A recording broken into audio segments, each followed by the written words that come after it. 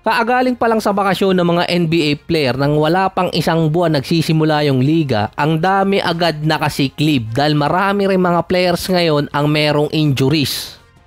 Si Ja Morant yung bagong dumagdag sa listahan. After ng 8 games, meron siyang 20 points, 5 rebounds, 9 assists, 44 and 25%. Medyo bumaba yung average niya. Magiging week-to-week status ngayon si Ja Morant dahil sa kanyang hip injury.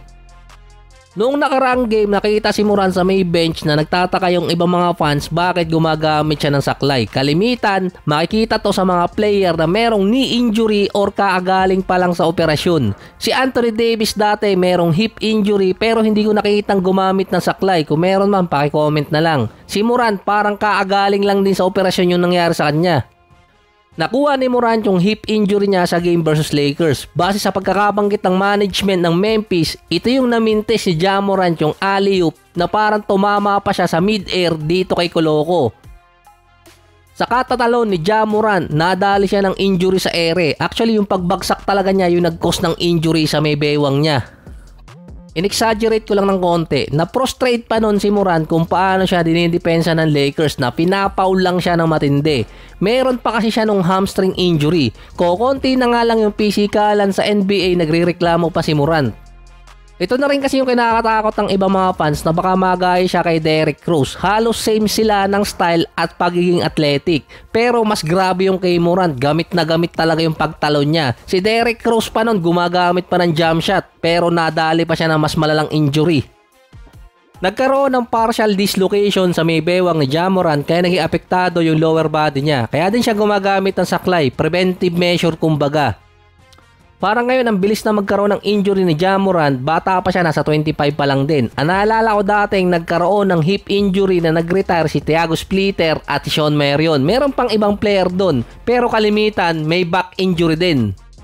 Saka mga nasa late o mid-30s na sila nun. Si Ja Morant mid-20s pa lang. Base sa Memphis, makakabalik naman si Ja Morant ilang linggo mula ngayon. Pero kung ganun pa rin ang style na gagawin niya, malamang bumalik din ang injury niya at baka madagdagan pa.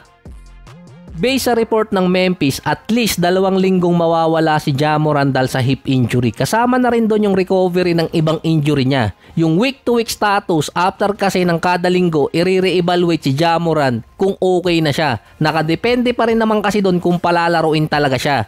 May 7 games sila doon na habang wala si Ja Morant at nasa recovery. Isa sa Lakers, Golden State, 2 sa Nuggets, isa sa Bulls, Sixers at Portland.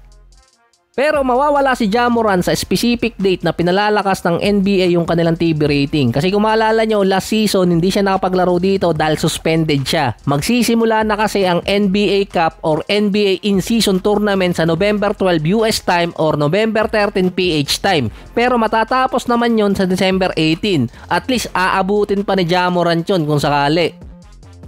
Dito naman walang bago, taon-taon na lang din. Si Zion mawawala ng indefinite dahil sa hamstring injury. Kapag sinabing indefinite, pwedeng mabilis lang or kaya matagal. Walang specific timeline na binigay kay Zion kung kailan siya makaka-recover. Pero ito nga lang yan.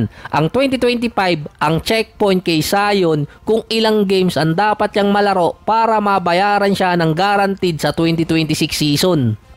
Ang pinaka-minimum doon, 41 games until 61 games. Nakaka-6 na laro pa lang si Zion ngayon. May natitira na lang 72 games ang Pelicans. Kailangan niya pang makapaglaro ng 35 to 55 games.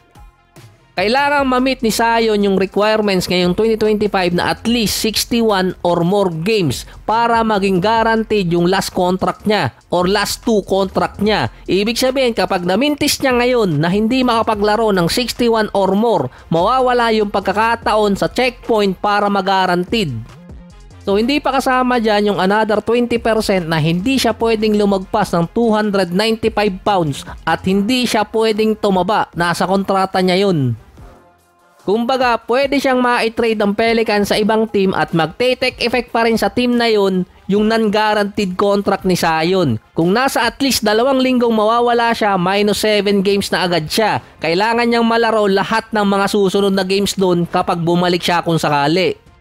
Wala rin naman nilagay sa contract clause ni Zion kung ilang minuto ang kailangan niyang laruin para makonsider yun na game para sa kanya. Sa load management rule, para makonsider na game, kailangan at least 20 minutes. Apektado kasi ng second tax apron ang Pelicans. Kaya nahihirapan silang i-trade si Brandon Ingram. Siya yung nasa trade rumors. Pero si Zion yung nagiging liability sa kanila. Hindi kasi naglalaro dahil sa injury.